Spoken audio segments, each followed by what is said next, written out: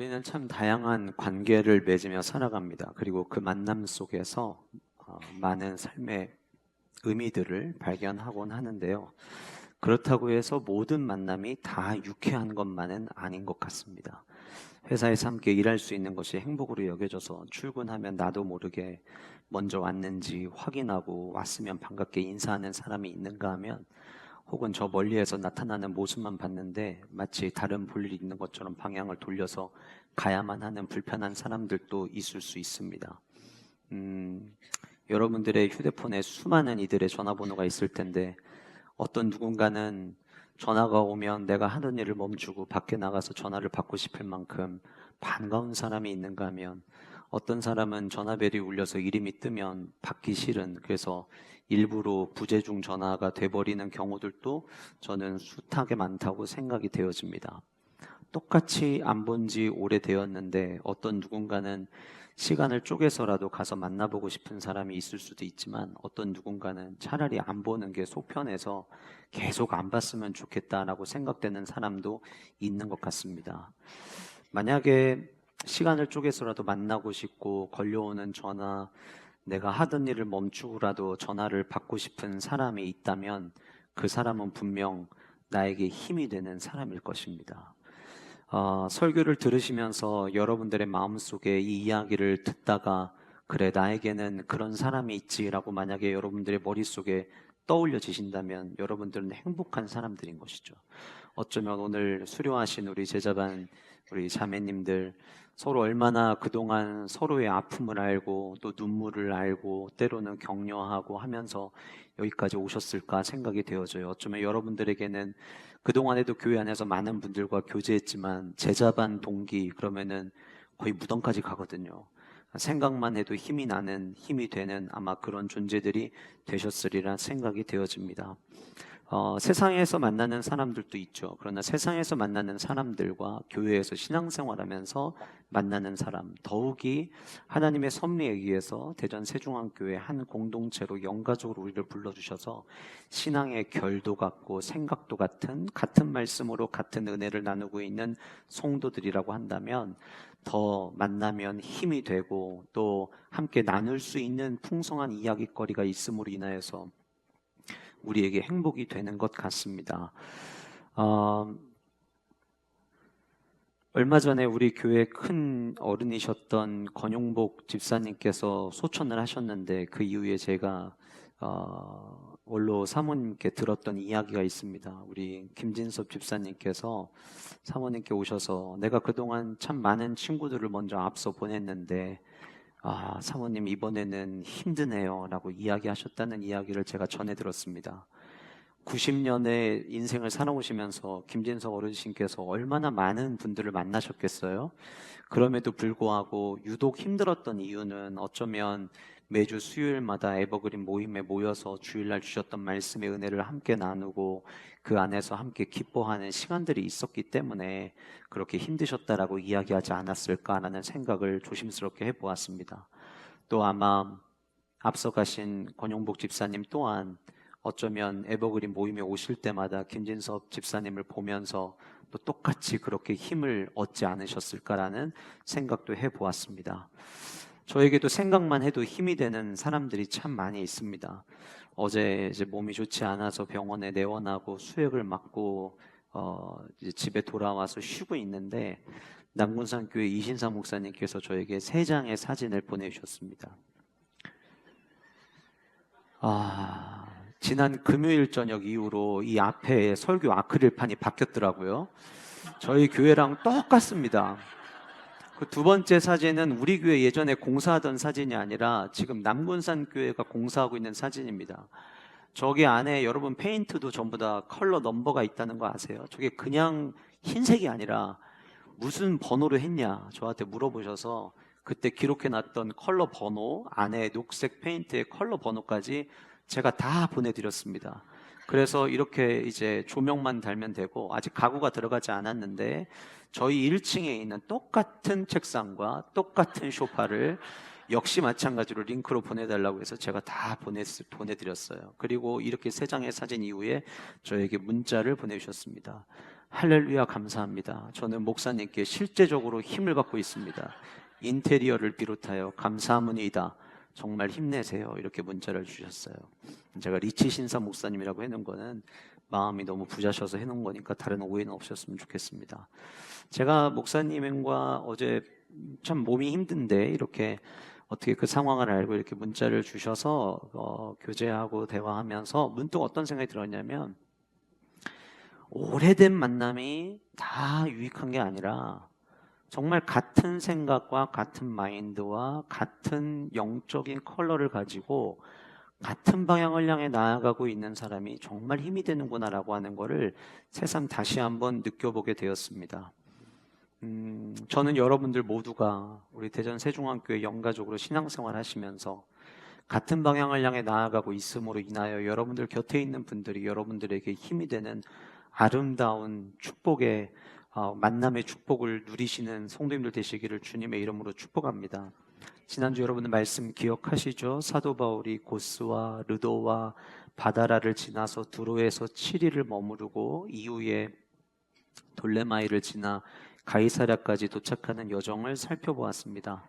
그때 만나는 사람마다 사도 바울에게 당신이 예루살렘 들어가면 아마 어려운 일들 만날 거라고 계속 경고의 메시지를 보냈죠. 성령 하나님께서 우리에게 가르쳐 주셨는데, 당신 예루살렘 들어가면 핍박받는답니다. 나중에 아가보는 와가지고 그 예언자였던 그가 어떻게 붙잡혀 가는지까지 실제적으로 보여주기까지 하면서, 만약에 당신이 조금이라도 생각이 달라진다면 혹은 시간을 좀 벌 수 있다면 예루살렘의 상황을 좀 보고 나중에 들어가도 좋지 않을까라고 하는 뉘앙스의 조언을 아마 사도 바울에게 끊임없이 했을 거예요. 그런데 그들의 권면에도 불구하고 그의 사도 바울의 마음은 꺾이지 않았죠. 그리고 예루살렘을 향해서 들어가기로 결정했을 때 그들 모두가 당신의 삶의 주님의 뜻대로 이루어지기를 그럼 기도하겠습니다라는 마음으로 사도 바울을 올려보내게 됩니다. 사도 바울이 예루살렘에 들어갈 때 아마 이런 생각을 했을 거예요. 예루살렘 들어가자마자 사람들로부터 폭행을 당할 수도 있고 붙잡혀갈 수도 있고, 또 아가보가 보여준 것처럼 그렇게 결박당해서 어딘가로 끌려갈 수도 있겠구나라는 생각을 어쩌면 했는지도 모르겠습니다. 그런데 그가 예루살렘에 들어갔을 때에 우리가 예상하는 것과는 사뭇 다른 환대를 받게 됩니다. 그리고 그 환대 속에서 사도 바울은 중요한 한 사람을 만나게 되는데, 그 한 사람이 바로 야고보였습니다. 오늘 저와 여러분들이 24절까지 말씀을 읽었지만 다음 시간부터 살펴볼 27절 이후의 말씀에 보면 이제 사도 바울이 압송되어 가는 내용이 등장을 합니다. 예루살렘 올라가자마자 핍박당할 거라고 생각했었는데 그러지 않았고요. 그 안에서 야고보를 만났고, 그리고 시간이 지나 27절에서부터 이제 압송되어지는 장면이 등장을 하게 되는데, 사실은 그저 눈으로 읽고 지나가면 굉장히 단순한 만남처럼 보이지만 말씀을 묵상하면서 왜 성경 속에 사도 바울과 야고보의 만남을 굳이 이렇게 장황하게 설명해 놓았을까라는 질문을 갖게 되었습니다. 그리고 말씀을 읽으면서 제게 느껴졌던 것은, 이제 압송되기 전에 하나님께서 이 귀한 만남의 축복을 통해서 앞으로 네가 나아가는 길 가운데 힘들고 어렵고 또 수많은 아픔들이 있겠지만 이렇게 힘이 되는 사람이 있다라는 것을 기억하라는 마치 만남의 축복처럼 저에게는 느껴졌어요. 야고보 사도에게 바울도 힘이 되는 사람이었고, 바울에게 야고보도 힘이 되는 사람이었습니다. 우리는 때로는 다른 누군가가 내 삶에 좀 힘이 되어줬으면 좋겠고, 다른 누군가가 내 삶에 좀 보탬이 되어줬으면 좋겠다라는 생각을 하게 되는데, 물론 다른 누군가의 도움을 받고 다른 누군가가 내 삶에 힘이 되는 일도 참 의미 있는 일이지만, 사실 제일 축복은 나도 다른 사람에게 힘이 되어주는 거라고 생각합니다. 오늘 이 말씀을 통해서 나는 다른 사람에게 힘이 되어주는 신앙의 모습을 가지고 있는지 우리의 모습을 먼저 돌아보시고, 그리고 우리 모두에게 그런 하나님의 은혜가 넘치기를 간절히 소원합니다. 오늘 말씀은 대지가 2개입니다. 물론 삽질을 보시면 2개인지 8개인지 헷갈리시겠지만 저는 분명 2개로 만들었습니다. 야고보가 어떤 사람인지, 바울이 어떤 사람인지 이 시간부터 같이 함께 살펴보실 텐데요. 야고보는 믿음의 사람으로 성장한 모습이 힘이 되었던 사람이었어요. 그러니까 믿음으로 막 성장한 그 모습을 바라보는 그 자체가 사도 바울에게 힘이 되었더라라고 하는 겁니다. 제가 이렇게 신앙생활을 여러분들과 같이 하고 또 담임 사역을 하면서 저 역시 마찬가지인 것 같아요. 언제 제가 사역을 하면서 힘을 받게 되냐면 참 믿음이 안 자랄 것 같았던 분들이 믿음이 자라나기 시작할 때예요.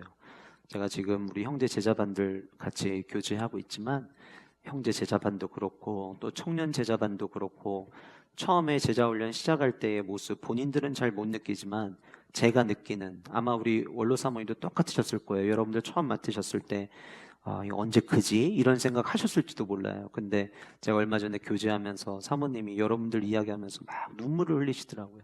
지금까지 많은 제자훈련 해봤지만 너무 아픔도 많고 사연도 많은 기수여서 그런지 더 마음이 애잔한 마음, 또 애정어린 마음이 있노라라고 이야기하시면서 제 앞에서 눈물 흘리시는 모습을 제가 보게 되었어요. 믿음이 막 자라나는 모습을 보면 그 모습이 굉장히 힘이 됩니다. 이렇게 강단에서 설교를 하다 보면 여러분들이 예배 드리시는 태도들 이게 다 보이거든요. 처음 교회 나왔을 때는 어디 한번 무슨 얘기하는지 들어봐야지라고 하는 자세로 말씀을 듣던 분들이 언젠가 말씀에 경청하기 시작하고 그 말씀대로 살아가기 위해서 열심히 노력하는 모습들을 볼 때에 저도 그 성도님들의 모습을 바라보면서 내가 정신 바짝 차리고 더 주의 말씀에 집중하며 나아가야겠구나, 더 맛있는 영의 양식을 제공하기 위해서 내가 깨어 있어야겠구나라고 생각하게 되는 것 같아요. 여러분, 오늘 본문에 등장하는 야고보라는 이름 혹시 구약에 등장했던 어떤 사람 이름과 비슷하지 않나요? 좀 천천히 대답해 주세요. 야곱 맞습니다. 야곱이 히브리식 이름이라면 헬라어 이름, 헬라식 이름이 야고보입니다. 그럼 여러분, 우리는 야곱의 이름의 의미를 다들 잘 알고 있죠. 발 뒤꿈치 잡는 자, 추격자, 이런 의미를 갖고 있어요. 가만히 보니까 야고보는 그 이름대로 처음에는 그렇지 않았지만 시간이 지나면서 예수 그리스도께서 걸어가셨던 그 길을 마치 추격하며 따라가는 사람처럼 보여지고 있습니다. 예수님의 형제 야고보입니다. 오늘 본문에 등장하는 야고보는 예수님의 형제인데 AD 14년, 그러니까 예수님이 14살이 되던 해에 아버지 요셉이 죽게 됩니다. 건강의 문제로 죽게 됩니다. 자, 그럼 한번 생각을 해보실까요? 예수님은 공생의 사역 시작하기 전까지 목수로 일하셨는데 아버지로부터 목수의 일을 전수받았던 시간은 14살까지였습니다. 청소년, 중2병 심할 나이에 얼마나 힘드셨을까요? 그리고 예수님 밑으로 동생들이 있었습니다. 천주교회에서는 성모 마리아를 숭배해야 하기에 성모 마리아의 처녀 잉태설과 평생 동정설을 수립해야만 했어요. 그래서 천주교회는 예수님의 형제들을 인정하지 않습니다. 그러나 우리가 인정하고 싶지 않다고 해서 인정 안 할 수 있는 게 아니죠. 성경의 기록에 남겨져 있기 때문입니다. 요한복음 7장 5절에 보면 예수님의 형제들이 예수님을 믿지 않았다라고 언급하고 있고, 마가복음 3장 21절에 보면 예수님의 가족들은 예수님이 미쳤다라고 말하는 것처럼 표현하고 있습니다. 그런데 사도행전 1장 14절에 가서 예수님의 어머니 마리아와 여러 형제가 그 마가의 다락방에 함께 있었다라고 성경은 또한 기록하고도 있습니다. 야고보에게는 별명이 있었습니다. 의로운 사람, 경건한 자라는 별명이 있었는데, 여러분들 예전에 한번 낙타무릎이라는 책이 출판됐던 적이 있었는데 후대의 사람들이 야고보의 무릎이 낙타무릎 같았다라고 이야기하면서 이 야고보 사도는 굉장히 그 말씀대로 살아가기 위해서 나중에는 열심을 냈던 사람으로 보여져요. 그런데 여러분, 잠깐 앞으로 다시 돌아가서 생각을 해보면 14살의 아버지를 잃었어요. 그러면은 예수님이 태어나고 나서 그 뒤에 동생들이 쭈루룩 난 거거든요. 그러면 그 동생들은 더 일찍이 아버지를 여인 거예요. 예수님은 30세까지 목수를 사셨습니다. 그러면 모든 어머니를 비롯해서 모든 가족들이 실질적 가장인 예수님을 바라보고 있는 거예요. 근데 갑자기 예수님이 공생애를 시작하십니다. 몫으로 가족들을 먹여 살리던 예수님이 이제는 나를 이곳에 보내신 하나님의 부르심에 맞게 내가 가야 될 길을 가야 된다라고 선언을 하신 거예요. 여러분이 만약에 그의 가족이었다면 어떻게 보이겠습니까? 당시 유대주의자들에게, 게다가 아까 제가 말씀드린 것처럼 야고보 사도도 예수님 모시기 전에 굉장히 구약에 있는 말씀을 소중히 여겼던 삶을 살아왔다라고 수많은 외경들이 이야기를 하고 있더라고요. 그렇다고 한다면 구약에서 오실 메시아에 대해서 이야기하고 있기에 오실 메시아를 기다리긴 했을 거예요. 그런데 지극히 평범하던 우리 형이, 우리 오빠가 갑자기 자기가 구약에서 언급된 그 예언자다, 내가 선지자다, 구원자다 이렇게 이야기를 하니까 그 말이 어떻게 들렸겠습니까? 예수님이 그때 당시 처형을 당하셨던 이유도 이단자처럼 보였기 때문이거든요. 그러니 예수님의 형제들도 저는 똑같았을 거라고 생각이 되어져요. 게다가 가족들을 먹여 살리던 큰 형이었고 오빠였어요. 근데 갑자기 예수님이 공생애를 하게 되면 가족들은 앞으로 어떡합니까?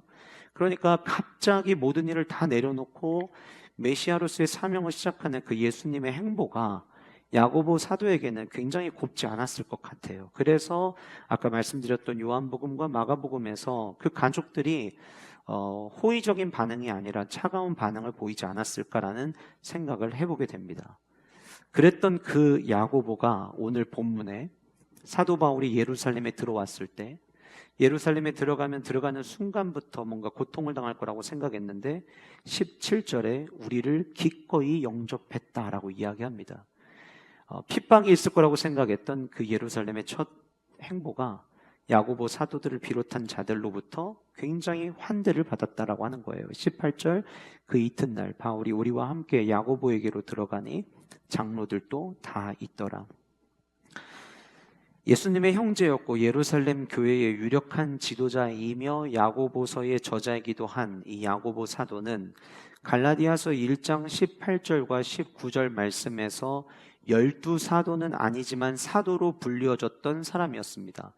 갈라디아서 1장 18절 19절에 그 후 3년 만에 내가 게바를 방문하려고 예루살렘에 올라가서 그와 함께 15일을 머무는 동안 주의 형제 야고보 외에 다른 사도들은 보지 못했다라고 성경은 기록하고 있어요. 그래서 다른 사도들과 야고보의 이름을 한 연장선상에 놓으면서 야고보가 그때 그 시대에 사도로 사역했음을 성경은 보여주고 있는 겁니다.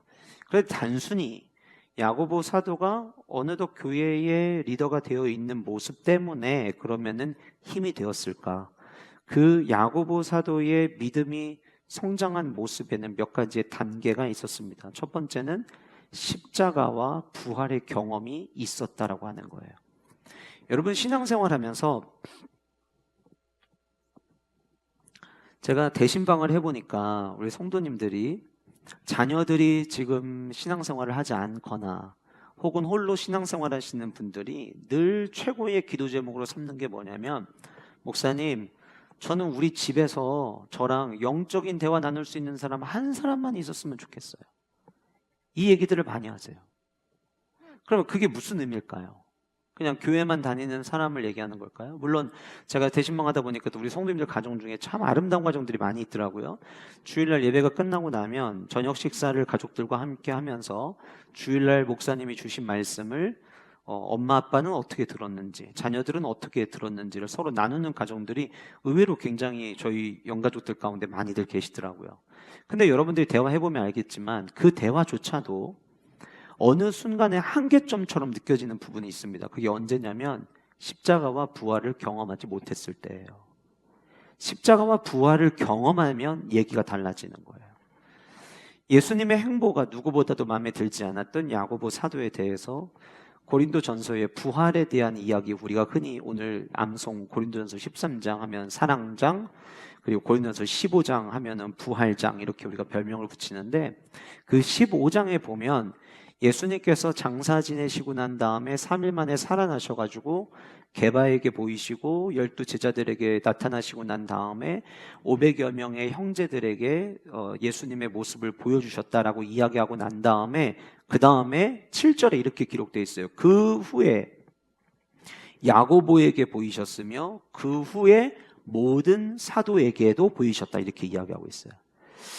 모든 사도 이름 앞에 야고보의 이름을 붙임으로 말미암아 저는 어떤 마음이 느껴졌냐면, 예수님께서 부활하시자마자 먼저 12제자들을 만나시고 난 다음에 누구보다 제일 만나고 싶었던 사람이 자신의 동생이었던 야고보였다는 거예요. 그 야고보를 찾아갑니다.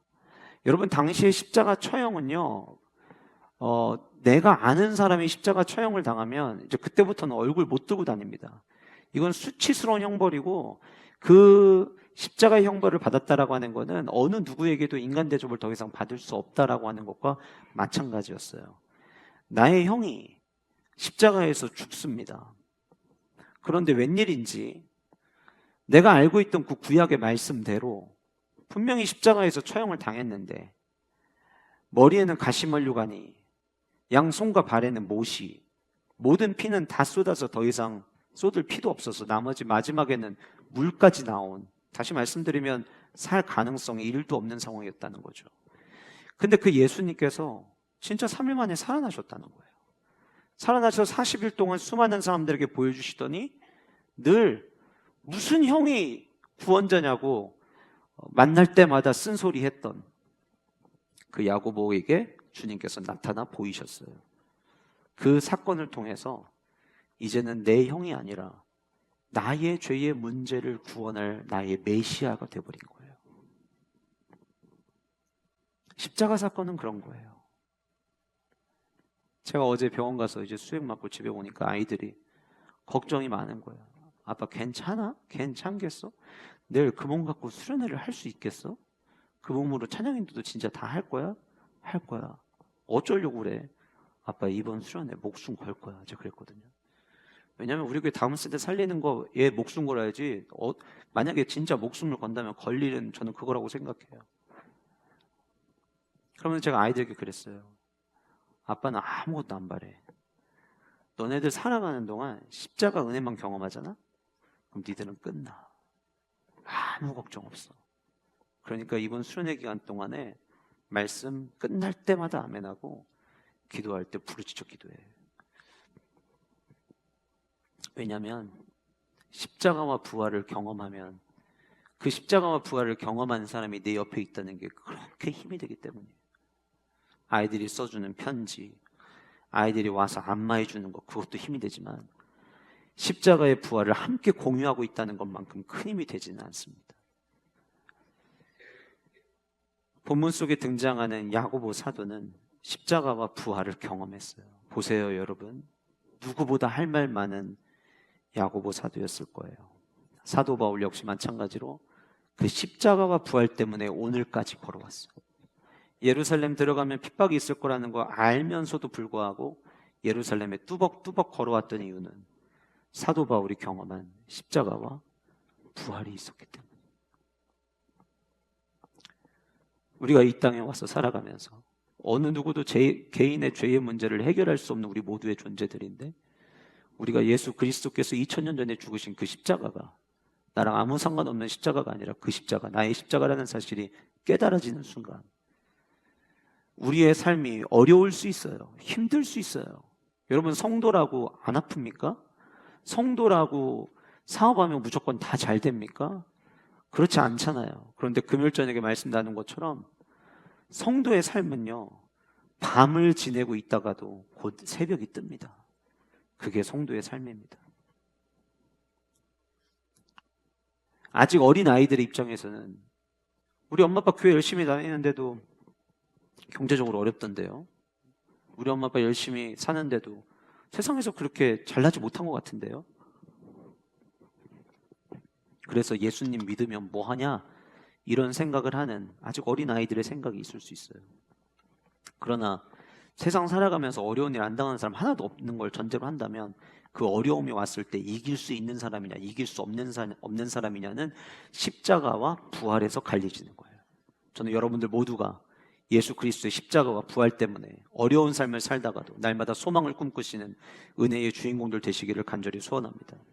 두 번째로, 제 순서를 막 몸이 안 좋으니까 정신이 왔다 갔다 해가지고 순서를 바꿨는데 3번을 먼저 할 거예요.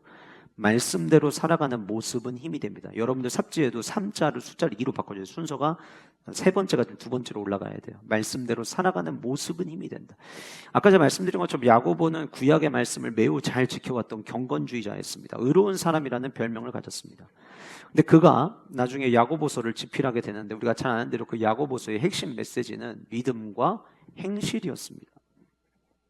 말씀대로 살아가는 삶에 대해서 강조했다라고 하는 거예요. 제가 오늘 목 상태나 시간적으로도 그렇고 좀 여유가 있으면 다 일일이 여러분들과 말씀을 좀 프레젠테이션으로 떼어서 보여드리고 싶었던 게 있었는데, 성경의 야고보서를 읽으시면요, 야고보서에서 야고보 사도가 이야기한 내용이 예수님이 공생의 기간 동안에 하셨던 말씀과 단어만 조금 바뀌고 똑같은 구절들이 다수 등장을 합니다. 그러니까 형의 이야기였는데 형이 메시아가 되면서 예수님의 말씀을 다 곱씹었던 것 같아요. 그리고 야고보 사도가 야고보서를 쓰면서 그때 그 예수님의 말씀을 여전히 기억하고 썼다라고 하는 것은, 그리고 그 말씀을 쓰면서 행실을 강조하고 있다는 것은 야고보 스스로도 예수님의 말씀대로 살아가고 있는 삶이었음을 우리에게 보여주는 것이죠. 야고보서 2장 14절부터 20절까지 이 말씀에, 이 몇 구절 안 되는 말씀에 계속해서 강조되는 부분이 있습니다. 내 형제들아, 만일 사람이 믿음이 있노라 하고 행함이 없으면 무슨 유익이 있으리요? 믿음이 있다고는 말은 하는데 만약에 그의 삶에 행동하는 신앙이 없다면 그게 무슨 유익이 있겠느냐라고 하는 거예요. 그 믿음이 능히 자기를 구원하겠느냐? 여러분, 이 말씀을 오해하지 마세요. 우리는 구원을 받을 때 행실로 구원받지 않습니다. 당신 천국 갈 확신이 있습니까? 예. 왜요? 나는 나처럼 착하게 살아본 사람 있으면 나와보라고 해요. 제가 옛날에 부산 호산대교에서 전도 폭발하고서는 병원에 전도하러 갔을 때 처음 만났던 아주머니가 저에게 했던 얘기예요. 딱 들어가는 순간 전도하러 왔구나, 이걸 벌써 아시더라고요.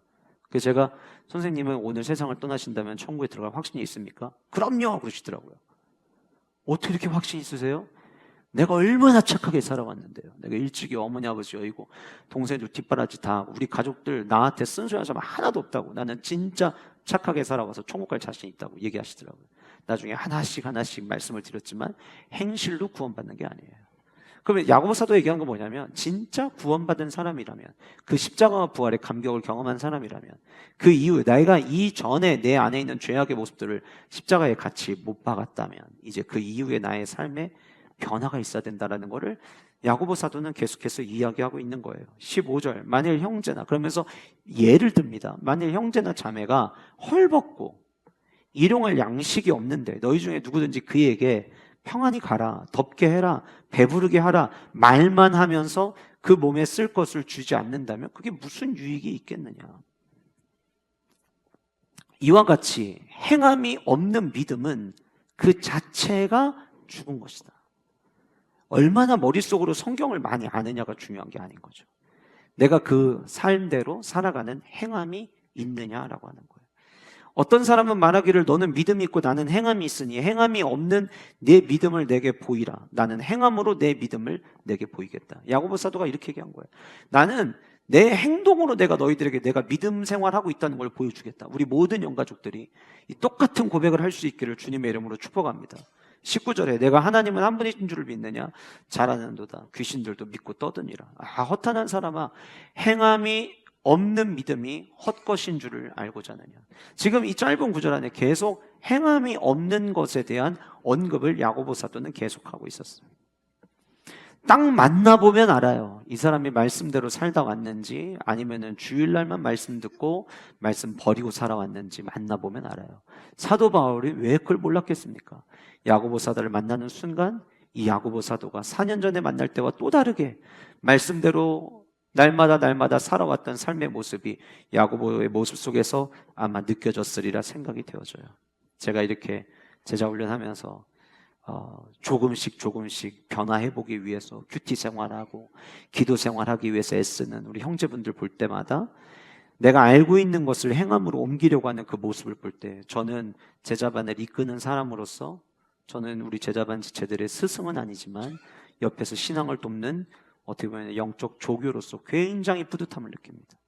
아마 똑같으실 거예요. 결국 성도가 서로 만날 때 힘이 되는 사람은, 집사님 지난주 어땠어요?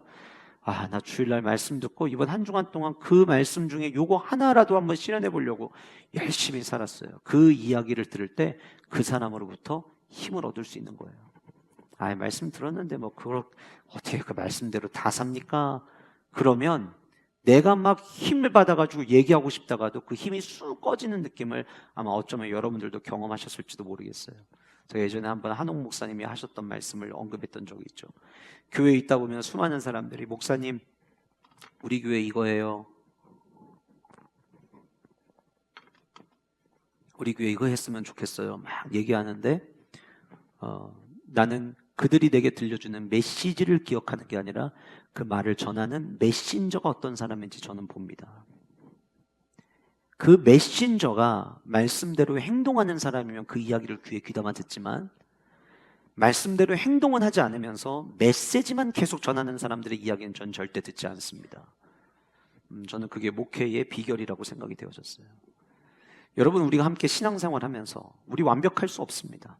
그러나 말씀을 대할 때마다 진지하게 고민하면서 오늘도 이 말씀 가운데 내가 말씀대로 순종해야 될 것이 무엇인지 여러분들이 모든 예배 시간마다 한 가지씩만 붙잡고 행동에 옮기신다면 그분은 다른 영가족들에게 힘이 되는 존재가 될 것입니다. 저는 우리 모두가 그런 존재들 되기를 소원합니다. 정성진 목사님이 쓰신 행함이라는 책이 있는데 그 책에 있는 내용을 문구 그대로 제가 읽어드려 볼게요. 신앙생활하면서 문제가 되는 것은 말씀이 실천되지 못하고 곰팡이 피는 서재에 갇히거나 책상 위에 머물 때 일어난다. 한국교회만큼 성경 열심히 읽고 성경 통독, 성경 필사를 한 나라가 어디에 있단 말인가. 그러나 성경 공부만으로는 결국에는 지식 쌓기, 사변 노름으로 끝날 수 있기 때문에 부족하다. 우리의 신앙이 사무실, 책상 위, 예배당을 넘어서 삶 속으로 행함으로 나타나야 한다. 결국은 행함입니다. 여러분, 예수님께서 우리에게 수많은 말씀을 들려주셨습니다. 그 말씀은 의인으로서, 위인으로서 우리에게 폼나는 말씀을 전해주신 게 목적이 아니셨습니다.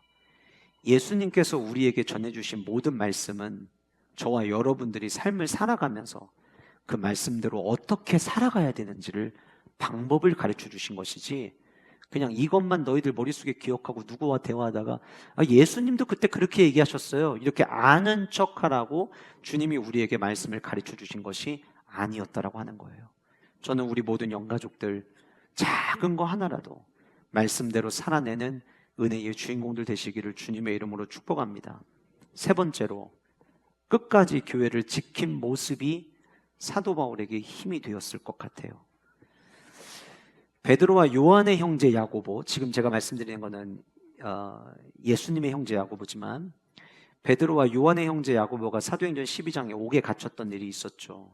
그리고 나서 석방이 되고 난 다음에 마가 요한의 어머니 마리아의 집에 모여서 이제 풀려나고 나서 다락에 사람들 모여서 기도하고 있을 때 거기 가서 있었던 이야기를 하고 사역을 마무리하면서 조용히 그 현장을 떠날 때 베드로가 그 사실을 야고보에게 알리라고 이야기를 합니다. 그게 사도행전 12장에 등장하는 이야기예요.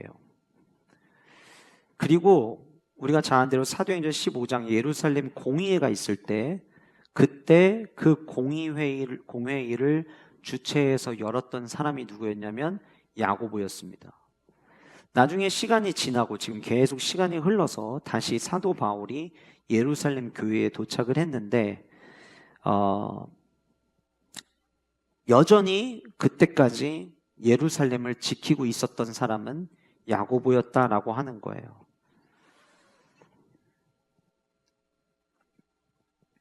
그는 교회에 있어서 예루살렘 교회에 있어서 매우 중요한 역할을 차지하고 있었습니다. 갈라디아서 2장 8절부터 9절까지의 말씀을 보면 자신을 이방인의 사도로 소개하면서 유대인들의 사도들을 소개할 때 18절에 베드로에게 역사하사 그를 할례자의 사도로 삼으시니가 또한 내게 역사하사 나를 이방인의 사도로 삼으셨느니라. 그리고 9절 말씀에 보시면 또 기둥같이 여기는 야고보와 게바와 요한도 이렇게 얘기하잖아요. 제가 여러 번 말씀드리지만 여러 명의 이름을 언급할 때 제일 앞에 언급되면 그 이름이 가장 중요한 인물이에요. 그러니까 야고보 사도는 예루살렘 교회의 실질적인 어떻게 보면 교부와 같은 역할을 했던 인물이라고 우리는 볼 수 있게 되는 것입니다. 이 갈라디아서 2장 말씀 뒤에 2장 11절부터 13절까지 안디옥 사건을 언급할 때에도 예루살렘에서 내려온 유대인들에 대해서 야고보에게서 온 어떤 이들이었다라고 묘사를 해요. 그러니까 성경은 계속해서 야고보 사도가 예루살렘 교회를 끝까지 지키고 있었던, 다른 사도들은 이방인들에게 복음을 전하기 위해서 전부 다 흩어졌지만 끝까지 교회를 지켰던 사람이 바로 야고보였다라고 하는 것을 성경은 보여주고 있다라고 하는 것입니다. 신앙생활을 하다 보면 지금 저와 여러분 여기 다 같이 있잖아요. 그리고 모든 목회자의 바람이 그렇듯 저도 여러분들과 끝까지 신앙생활 함께 하고 싶습니다. 그런데 때로는 저분이 끝까지 신앙생활 잘 해야 되는데 라고 걱정하게 되는 경우도 실제로 있습니다. 여러분들이 서로가 서로와 교제할 때에도 어쩌면 그런 부분들을 느끼는 분들이 있을지도 모르겠어요. 왜 이분은 나눔할 때마다 어딘가로 꼭 떠날 것처럼 이렇게 얘기를 하지? 또 어떤 분은 정말 이분은 가슴 뜨겁게 교회를 사랑하시는 분이구나 라고 하는 것을 느끼게 되는 분들이 있으리라 생각이 되어집니다. 저는 우리 모두가 서로가 서로를 바라볼 때 우리 교회가 지상에서 가장 완벽하고 가장 좋은 교회여서가 아니라 저도 여러분도 다 부족함이 있고 흠이 있지만 저는 이렇게 생각하거든요. 세상은 마음에 안 들면 갈라설 수 있어요. 마음에 안 드는 사람 전화번호 삭제하고 차단하고 안 봐도 돼요. 그런데 우리는 예수님을 닮아가기 위해 모인 성도잖아요. 안 맞으면 안 맞는 거를 깎아가면서 고쳐서 맞게 하는 성화의 삶을 살아가는 게 저와 여러분들의 숙제요 과정이라고 저는 생각을 합니다. 완벽한 사람 어차피 하나도 없다면 우리의 부족함과 우리의 연약함, 험을 서로 덮어주면서 끝까지 말씀대로 순종하며 주님 앞에서는 그날 다 같이 만날 수 있는 은혜와 축복이 우리 모두에게 있기를 주님의 이름으로 축복합니다. 제가 금요일 저녁에 설교하면서 우리 이양락 권사님 말씀을 잠깐 드렸었어요. 대신방 갔을 때 권사님이 노트를 펴시고 항상 그때도 그랬던 것처럼 우리 가정에 주시는 말씀을 이렇게 받으시는데 제가 권사님께 그랬어요. 권사님, 제가 오늘 권사님 가정에 이 말씀을 설교하는데 사실 이 말씀은 나중에 권사님 돌아가시면 장례식장에서 제가 이 말씀 가지고 설교할 거예요. 그 말씀이 뭔지는 나중에 시간이 한참 지나서 100세 넘게 막 계시다가 언젠가 주님의 부르심 받으실 때 한번 여러분들이 들어보세요. 권사님 뵐 때마다 참 힘을 받아요.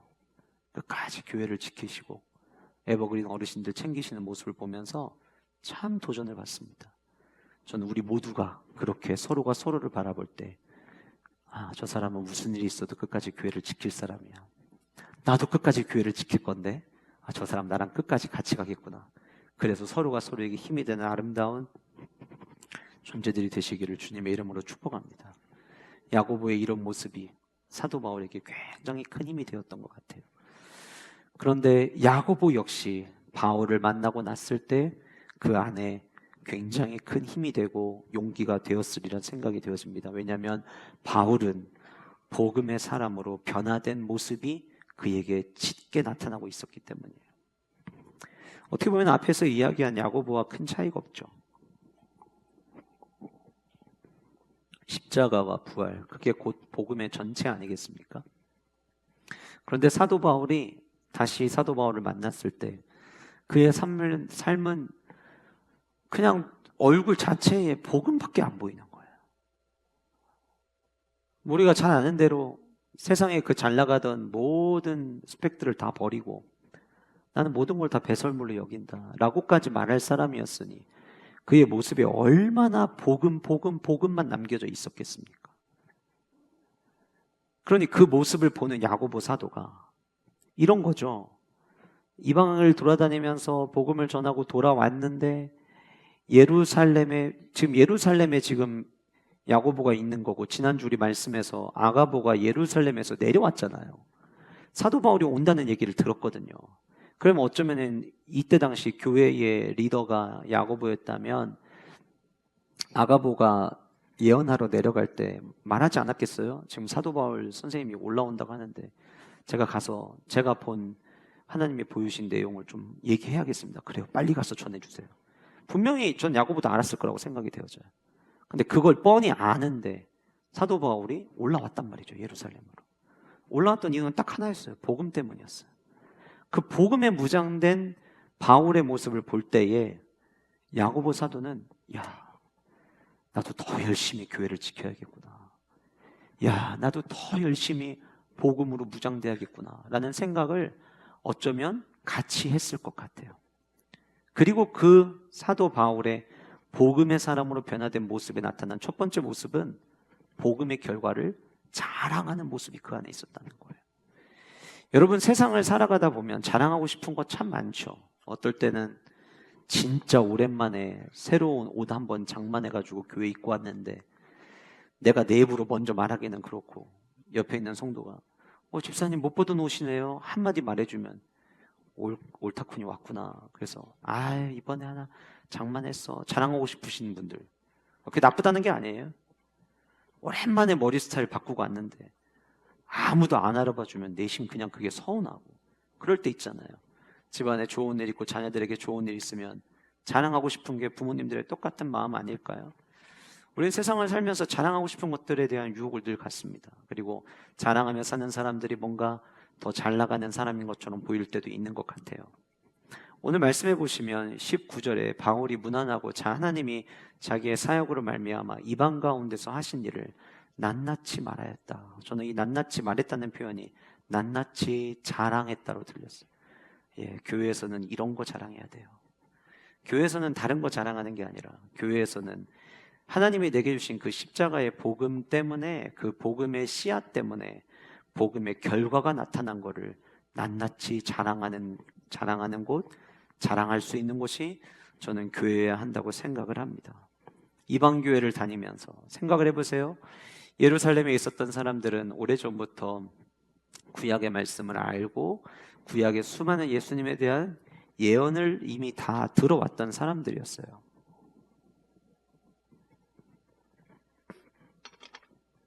그렇기 때문에 그들이 구약의 예언을 말씀하셨던 내용을 가지고 와서 믿는 게 훨씬 더 쉬울 수도 있어요. 그런데 이방 사람들은 구약의 예언도 몰라요. 생판 모르는 사람들한테 예수 그리스도의 십자가의 복음을 전해야 되는데 그 복음을 전하고 나서 결과가 맺혔으니 얼마나 행복하고 얼마나 자랑스러웠겠습니까? 그리고는 돌아와가지고 야고보에게 내가 지금까지 전도 사역하면서 일어났던 일들에 대해서 낱낱이 말한 거예요. 여러분, 게다가 우리가 이미 이전에 살펴봤지만 사도행전 20장 4절에 보시면 사도 바울이 지금 예루살렘으로 돌아가는 과정에, 그리고 예루살렘에 도착할 때 함께 도착했던 자들의 명단이 나왔죠. 아시아까지 함께 가는 자는 베레아 사람 브로의 아들 소바도와 데살로니가 사람 아리스타고와 세군도와 더벳 사람 가이오와 및 디모데와 아시아 사람 두기고와 두로비모라. 아마 이들이 지금 사도 바울이 예루살렘에 들어갈 때 같이 갔을 것이다라고 학자들은 보거든요. 그러면 그들 한 사람 한 사람 두고 이 사람은 어디서 예수 그리스도를 만났고 이 사람은 그때 어떻게 성장했고 이런 얘기들을 하는 거죠. 파이랜드 교사 선생님들이 진짜 자랑해야 되는 건 어떤 걸까요?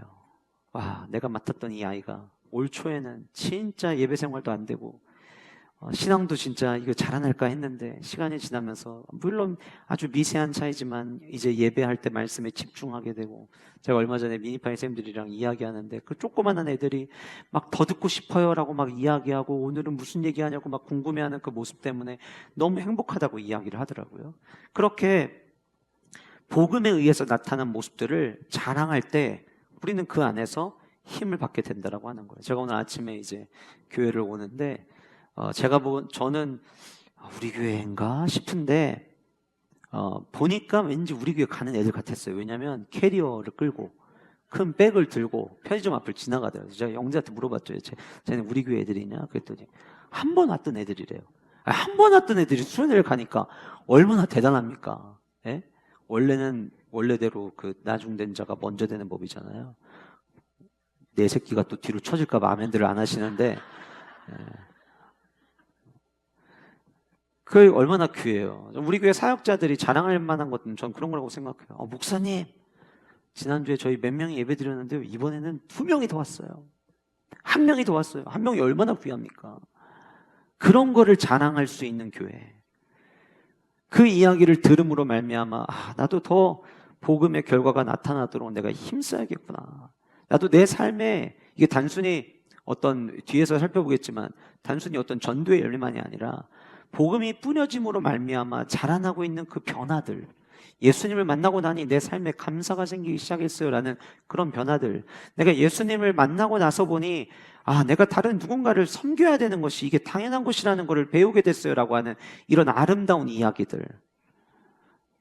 예전 같았으면은 저 사람은 진짜 깍쟁이 같아서 100원 하나도 쓰기 힘들었을 거야 했던 사람이 언젠가부터 말없이 섬기고, 지난주 여러분 우리 초복축제 했잖아요. 그 초복축제 한 거 말없이 넘어갔잖아요. 말없이 넘어갔으니까 이제 말씀드리는 건데, 순영진 장로님하고 우리 권기환 형제님이 섬기신 거였어요. 예전 같았으면은 내 삶 속에서 나 쓰기도 바쁠 거예요. 그런데 주신 은혜 감사하며 서로 나누는 삶, 그 모든 게 저는 복음의 결과라고 생각이 되었습니다. 저는 우리 영가족들의 삶에 예수 그리스도의 십자가 때문에 나타나는 복음의 결과들을 서로 나눌 수 있는 아름다움이 있기를 원하고, 그로 인하여서 나도 도전받고 서로가 서로에게 힘이 되는 아름다운 공동체가 되기를 원합니다. 20절 말씀해 보시면 그들이 듣고 하나님께 영광을 돌리고 바울더러 이르되 형제여 그대도 보는 바에 유대인 중에 믿는 자 수만 명이 있으니 율법의 열성을 가진 자라. 사도 바울의 이야기를 듣고 야고보 사도도 바울에게 이야기합니다. 똑같이 뭘 얘기했냐면, 사도 바울이 와서 낱낱이 자랑을 했잖아요. 그러니까 야고보 사도도 덩달아 가지고 신나서 얘기한 거예요. 뭘 얘기했냐? 이 예루살렘의 유대인 중에 믿는 자가 수만 명이다. 여러분, 당시의 기록에 보면 예루살렘에 머물고 있었던 거주하던 사람들의 숫자가 5만 명이었습니다. 그러면 그 5만 명 중에 수만 명이라고 이야기를 한다면 어쩌면 예루살렘은 복음으로 다 이미 뒤집혀져 있는 거죠. 근데 그 수만 명이 어떤 사람이냐? 다 율법의 열성을 가진 자다. 그러면 이거 누구를 표현하는 거냐면 바리새파의 색깔을 가진 사람들이에요. 절대 안 변할 것 같았던 사람들. 근데 그들마저도 변화된 흔적이 여기 예루살렘에도 있습니다. 그 얘기를 들을 때 사도 바울 가슴은 또 얼마나 뜨거워졌겠어요. 예전에 왔을 때만 하더라도 자기가 왔을 때 다 의심의 눈초리로 바라보고 저게 진짜 회심한 게 맞을까? 그래서 결국은 바나바가 와서 소개해주고 막 그런 과정들이 있었잖아요. 근데 어느덧 다시 방문한 그 예루살렘에 그렇게 율법에 열성적이었던 사람들 수만 명이 주님께로 돌아왔다는 이야기를 들을 때 둘 다 복음의 결과를 자랑하고 있는 거예요. 저는 우리 교회가 6개 교구가 있는데 교구들이 다른 거 자랑하는 게 아니라 우리 교구가 전도를 이렇게 했습니다. 그런 아름다운 자랑들이 우리 교회 안에 가득할 수 있기를 간절히 소원해 봅니다. 두 번째는요, 한 영혼이라도 더 전도하는 모습이 야고보에게는 굉장히 도전이 됐을 것 같아요. 21절에 내가 이방에 있는 모든 유대인을 가르치되 모세를 배반하고 아들들에게 할례를 행하지 말고 또 관습을 지키지 말라 한다는 함을 그들이 들었도다. 여기 본문에 보시면 헛소문이 돈 거예요. 가짜뉴스가. 어떤 가짜뉴스가 들었냐면 사도 바울이 이방에 전도하러 다니면서 성경, 어차피 그들 모르는 사람들이에요. 구약을 모르는 사람들이잖아요. 그들에게 복음을 전할 때 또 유대인들에게도 모세를 버려라 이렇게 가르쳤다고 이야기해요. 모세를 버린다는 건 창출레민신에 나와 있는 말씀 전체와 쉽게 말하면 율법을 전부 다 부인하는 거거든요. 근데 여러분, 우리가 잘 아는 것처럼 사도 바울은 율법을 부인한 게 아니죠. 율법이 왜 존재하느냐? 율법은 우리가 죄인임을 보여주기 위한 거다. 왜냐하면 우리 모두가 율법을 하나부터 10가지, 1000까지 다 지킬 수 있는 사람이 하나도 없기 때문이에요. 그래서 율법을 주신 목적은 우리가 얼마나 연약한 존재인지, 우리가 얼마나 죄인인지를 깨닫게 하기 위함이지, 그 율법대로 행하는 삶이 우리에게 구원을 주는 것은 아니다. 그래서 얘기한 게 뭐예요? 구원은 믿음으로 말미암아 의롭다함을 얻는다라고 하는, 우리가 흔히 이야기하는 이신칭의, 이신득의 사상을 사도 바울은 강조했던 것이지 율법 자체를 부인했던 것은 아니었어요. 할례를 강조하는 자들이 있으니까 내 마음은 하나님을 섬기지 않으면서 할례를 행했다는 이유로 구원의 확신을 가지고 있는 어리석은 사람들을 보니까 그게 안타까웠던 거죠. 그래서 그 부분이 잘못됐다라고 가르쳤을 뿐이지 사도 바울이 율법 전체를 부인했던 것은 아니었어요. 그런데 예루살렘 교회에 도착을 하니까 문제가 있는 거예요. 많은 사람들 중에 오해하고 있는 거죠. 사도 바울에 대해서. 사도 바울이 다니면서 모세 율법도 다 배반하고 할례 행하지도 말고 관습도 전부 다 지키지 말라고 했다. 내가 우리가 이런 얘기 들었다 막 한 거예요. 그러니까 22절에 그러면 어찌할꼬 그들이 필연 그대가 온 것을 들으리니, 당시 사도 바울은 어디에 갈 때마다 사람들의 이슈가 됐고 화제가 되었습니다. 그러니까 사도 바울이 예루살렘에 올랐다는 이야기를 들었을 때 이런 가짜 뉴스를 들은 사람들이 가만히 있었겠어요? 너 잘 걸렸다. 어떻게 네가 네 발로 걸어 들어오냐. 아마 그런 마음을 가지고 달려들었겠죠. 그래서 23절에 야고보가 사도 바울에게 제안을 합니다. 무슨 제안을 하냐면, 우리가 말하는 대로 한번 하면 어떻겠습니까? 서원한 네 사람이 우리에게 있으니, 여기서 서원하는 뭘 서원한 거냐, 무슨 서원을 이야기를 하는 거냐, 나실인의 서원을 이야기를 하는 거예요. 우리가 민수기 6장에 나실인 서원이 나오잖아요. 그 나실인으로 서원한 네 사람이 우리에게 있으니, 24절, 그들을 데리고 함께 결례를 행하고 그들을 위하여 비용을 내어 머리를 깎게 하라. 거기 비용을 내어의 밑줄을 좀 한번 쳐보세요, 여러분. 그러면 모든 사람이 그대에 대하여 들은 것이 사실이 아니고 그대도 율법을 지켜 행하는 줄로 알 것이다. 이게 무슨 얘기냐면, 당시에는 나실인으로 서원을 하면 30일 동안 머리를 못 깎았어요. 안 깎은 거죠. 근데 나실인 이 서약은 가벼운 서약이 아닙니다. 이거는 일생일대 굉장히 중요한 서약이었어요. 어떻게 보면 율법 중에 굉장히 스스로를 결단하고 하나님 앞에서 자기의 마음을 온전히 드리는, 어떻게 보면 저는 최고의 과정이었다고도 생각을 합니다. 근데 그런 나실인의 서원을 한 사람이 지금 네 사람이 있대요. 그러면 나실인 규례에 따르면 30일이 지날 때 길렀던 머리를 자릅니다. 근데 아까 제가 비용을 내어에 밑줄 치시라고 했잖아요. 그 머리를 자를 때 그냥 머리를 자르는 게 아니라, 그 머리를 자를 때 내가 지금까지 30일 동안 나실인 정결법을 잘 지켜왔고 앞으로 나실인으로서 이 나실인 서약을 기억하며 살겠습니다라는 것을 결단하기 위해서 하나님 앞에 제사를 드려요. 그 말씀이 민수기 6장 13절부터 15절까지 나오는데 잘 보세요, 여러분. 화면. 나실인의 법은 이러하니라. 자기 몸을 구별한 날이 차면 30일이 다 끝나면 머리 이제 그동안 길렀던 거 깎기 위해서 그 사람을 회막문으로 데리고 갈 것이요. 14절, 그는 여호와께 헌물을 드리되 번제물로 1년 된 흠없는 수양 한 마리와 속죄제물로 1년 된 흠없는 어린 암양 한 마리와 화목제물로 흠없는 수양 한 마리와, 끝나지 않았어요. 15절, 무교병 한 광주리와 고운 가루에 기름 섞은 과자들과 기름 바른 무교전병과 그 소제물과 전제물을 드릴 것이요. 이렇게 이야기해요. 앞에서 언급한 14절에서 언급한 말씀의 내용에 헌물을 번제물, 속죄제물, 화목제물로 드려라. 근데 모든 제물은 흠 없는 거예요.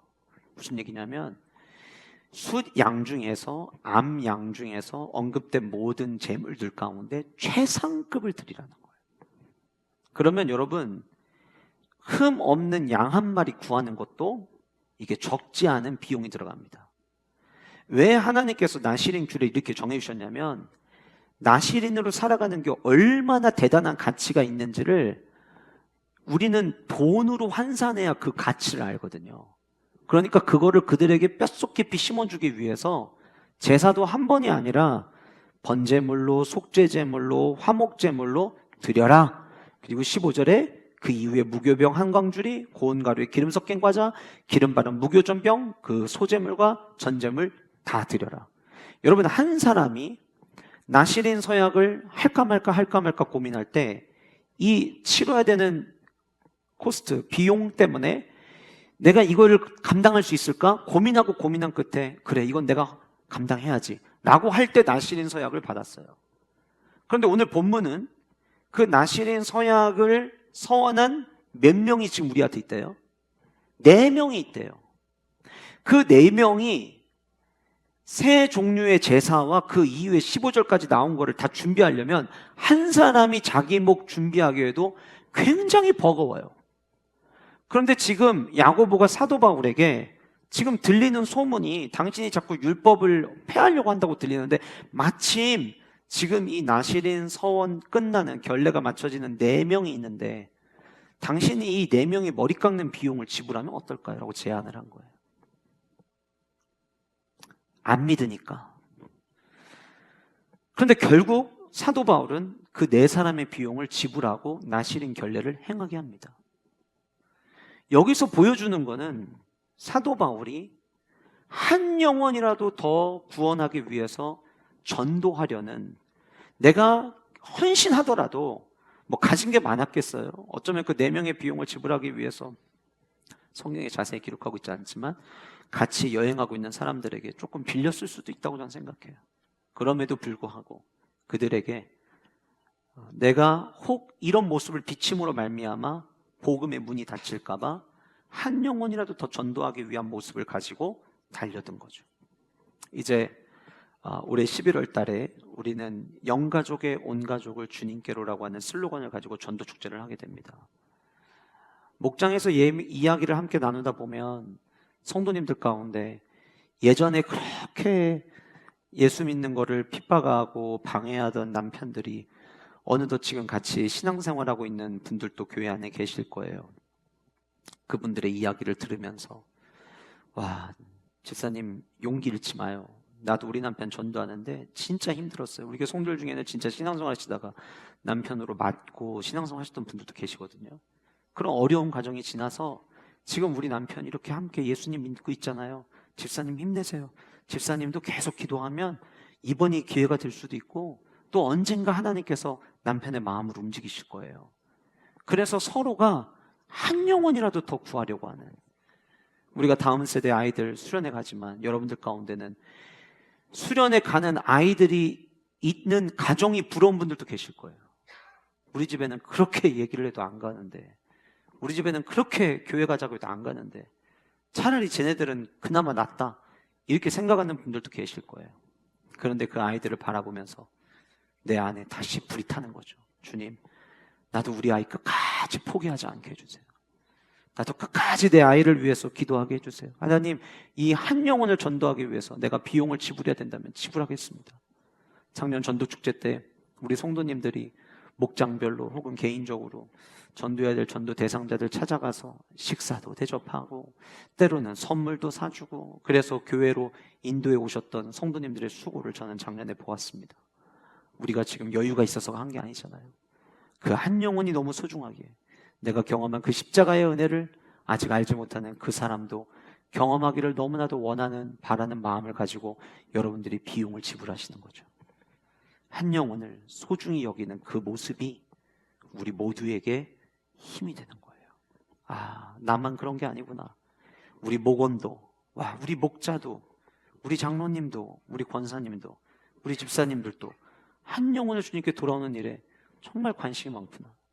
제가 이번 수련회를 앞두고 금요일이었던 걸 기억나는데 우리 장로님들 톡방, 안수집사님들 톡방, 권사님들 톡방에 제가 다 문자 메시지를 보냈어요. 교회 다음 세대를 살리기 위해서 저는 모든 걸 다 올인할 겁니다. 장로님들도, 권사님들도, 안수집사님들도 마음을 모아주세요.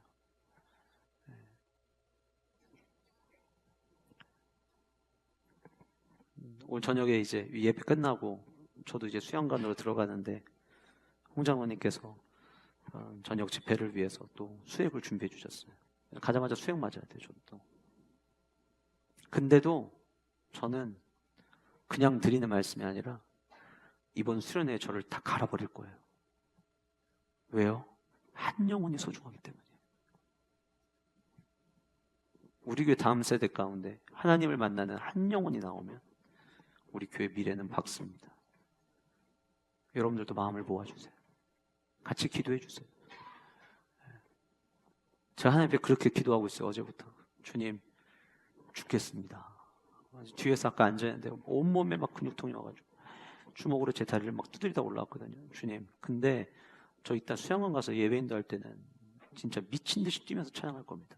분명히 보면 왜 저러지? 정상인가? 분명히 힘들다고 했는데, 근데 전 진짜 그런 마음이에요. 한 영혼이 소중하기 때문에. 사랑하는 성도 여러분, 저는 한 영혼을 소중히 봅니다. 여러분들도 그러셨으면 좋겠어요. 그런 여러분들의 모습을 보면서 저는 여러분들로부터 또 힘을 받을 거예요. 이미 작년에 여러분들이 여러분들의 가족과 친구들을 전도하기 위해서 힘을 쏟는 모습이 제게 힘이 됐듯이, 날마다 우리 서로가 서로에게 한 영혼이라도 더 전도하려고 하는 모습이 우리에게 힘이 되는 아름다운 공동체가 되기를 주님의 이름으로 축복합니다. 마지막 세 번째로, 고집이 아닌 지혜로운 모습이 힘이 됩니다. 복음 앞에서는 고집이 아니라 지혜로운 모습이 필요합니다. 여러분들 교회 안에서든 사회에서든 대화를 나누실 때 고집불통인 사람과 지혜로 그 상황을 유연하게 대처하는 사람이 만약에 있다면 여러분들은 어떤 사람을 만날 때 힘을 받으십니까? 당연히 후자일 겁니다.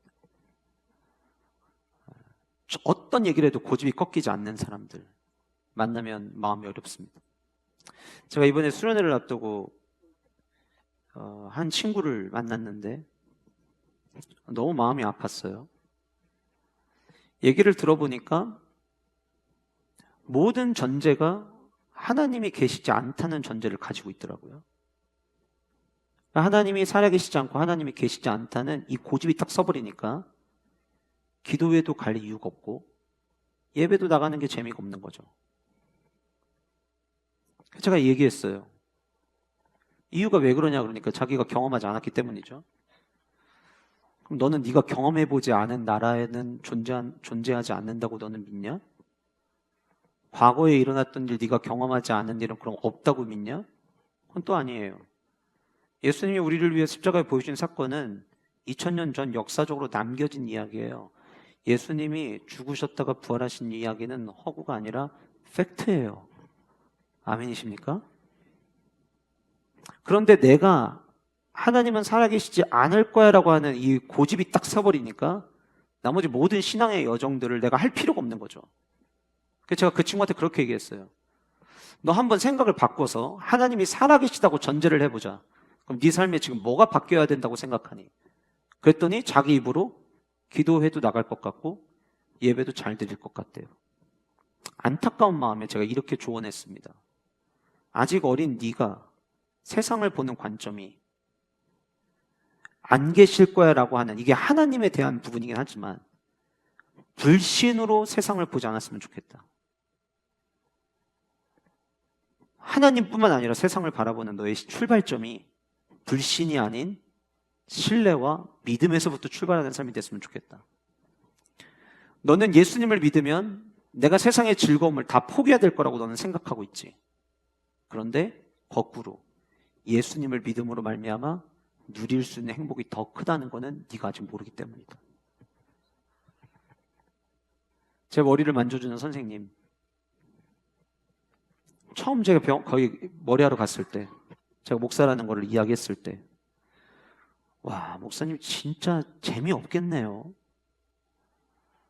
술도 못 마셔, 담배도 안 펴, 여자도 못 만나, 무슨 재미로 사세요? 저한테 그러더라고요.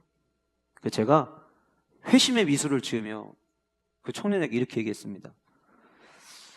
모르면 몰라도 선생님보다 내가 느끼고 내가 경험하는 행복이 훨씬 클 겁니다. 아니나 달라요? 갈 때마다 머리 자를 때마다 자기 죽는 얘기만 해요. 힘들어 죽겠다, 이것 때문에 어렵다, 어제도 괴로워서 술 마셨다, 지금 사는 여자랑 계속 살아야 될지 말아야 될지 고민이다. 제가 또 한 번 웃으면서 그랬죠. 나 처음 왔을 때 우리 나눴던 대화 기억나요? 내가 그랬죠? 내가 선생님보다 훨씬 더 행복할 거라고. 우리는 예수님 안 믿으면 내가 세상에서 마음껏 할 수 있고 누릴 수 있는 게 맞다고 착각하는 거죠. 고집인 거죠. 그러나 예수 그리스도를 믿으면 누릴 수 있는 행복이 얼마나 큰데요. 잘 보세요, 여러분. 사도 바울이 다니면서 율법의 행위로 구원받는 게 아니라고 얘기를 했어요. 안 한 게 아니에요. 그런데 지금 야고보 사도가 그 율법의 행위를 지키고 있다는 걸 보여달라고 좀 제안을 한 거예요. 만약 사도 바울이 여기서 고집을 부리잖아요. 그러면 뒤에 복음의 사역과 스펙트럼은 거기서 끝납니다. 그런데 사도 바울은 복음에 있어서만큼 진리라면 진리를 건드리지 않는 선에서 그는 유연하게 대처했어요. 저는 그것이 우리 그리스도인들의 모습이어야 된다고 생각을 합니다. 저의 모습이어야 되고 여러분들의 모습이어야 돼요. 타협이 안 되는 거는 무조건 안 되는 거예요. 그건 맞아요. 그런데 성경의 모든 진리, 세상의 모든 진리는 다 성경 말씀 안에 있어요. 아니, 목사님 너무 그렇게 다 극단적으로 몰아서 얘기하는 거 아닙니까? 어떻게 세상의 모든 진리가 성경에 있습니까? 세상의 창조가 하나님부터 시작됐어요. 여러분, 세상은 정신이 나가가지고 BC와 AD를 구분했겠습니까? 전 세상의 모든 크로노스가 예수님의 탄생을 기점으로 움직이고 있어요. 역사가 그거를 증명하고 있어요. 내가 아무리 아니라고 부인해도 만약 하나님이 천지를 창조하시고 예수 그리스도가 세상의 주인이시라면, 그렇다면 우리에게 진리는 하나님 말씀이겠죠. 그 하나님 말씀에 벗어나지 않는, 하나님 말씀은 무조건 사수해야 되지만 그 이유, 적용하는 과정과 복음을 전하는 과정 속에서 쓸데없는 고집을 부리게 되면 그러면 오히려 그르치는 일들이 더 많다는 거예요. 저는 오늘 본문을 읽으면서 늘 대쪽 같았던 사도 바울에게 때로는 고집불통인 모습이 아닌 지혜로운 모습이 있었구나라는 걸 발견해 보게 됐어요. 저는 우리 영가족들의 삶의 모습에 이런 아름다운 모습이 있기를 원합니다. 여러분들 가정에서 남편을 전도하고 아이들을 전도하고 혹은 부모님을 전도할 때 때로는 저는 이 지혜로움이 필요하다고 생각합니다. 당신 예수님 안 믿지? 지옥 가. 불신지옥이라고 했어. 이건 굉장히 지혜가 없는 거예요. 틀린 말은 아니에요. 그러나 불신지옥이라는 걸 꼭 외치기 원하신다면 잠든지 확인하시고, 하나님, 우리 남편이 예수님 안 믿으면 지옥 가는데 주님 제발 예수님 믿게 하셔서 같이 천국 백성 되게 하여 주옵소서. 이렇게 얘기해야지. 다음 주에 우리 새생명 축제야 가야 돼. 가긴 어딜 가? 갑자기 에이 재수부터 나와서 뭐 소금 막 뿌려야 돼. 그러시면 안 된다는 거예요. 지혜롭게 말을 할 때도 지혜롭게. 사랑하는 성도 여러분, 저는 오늘 제가 이 말씀을 꼭 전하고 싶었어요. 먼저는 우리 모두가 야고보와 바울과 같은 모습이 있어서 서로가 서로에게 힘이 되는 존재가 되기를 원했기도 했지만, 두 번째로 오늘부터 시작되는 수련회에 참석하는 모든 자녀들이 야고보처럼 바울처럼 세워지기를 소망하기 때문에. 야고보도 예수님의 존재를 믿지 않았었어요. 그런데 십자가를 만나고 나니까 모든 게 꺾였어요. 여러분, 강단에서 쓰는 적절한 표현은 아니지만 저는 이번 수련회에 우리 자녀들 십자가 앞에서 개박살 나기를 소원합니다. 자기의 그 옅은 지식, 기껏 해봤자, 물론 리치파이까지 있지만 기껏 해봤자 아직도 몰라도 너무 모르는 하나님의 말씀, 그런데 마치 다 아는 것처럼 생각해버리고 내 스스로 잘라낼 말씀 다 잘라버리고 버릴 것 다 버리고 나 편한 신앙생활하는 그런 신앙생활이 아니라 예수 그리스도 십자가 앞에 완전히 처참하게 무너지고 십자가를 보면서 2000년 전 그 십자가가 내 십자였구나를 깨닫는 은혜가 우리 다음 세대들에게 있기를 원합니다.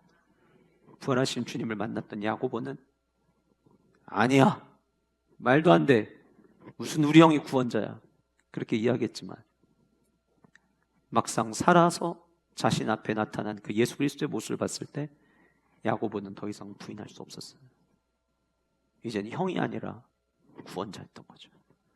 어머니 아버지가 믿는 하나님 예수님이 아니라 이제 내가 믿는 예수 그리스도가 되는 그 놀라운 역사가 나타나기를 소원하고, 그렇게 야고보처럼 믿음이 성장하는 이 다음 세대들이 어느덧 사도 바울처럼 복음의 열정을 가진 자들이 되어 그야말로 선교제와 같은 학원 복음화에, 대전의 성시화에 가장 선두에 서는 주의 강한 군사들로 세워질 수 있기를 주님의 이름으로 간절히 소원합니다.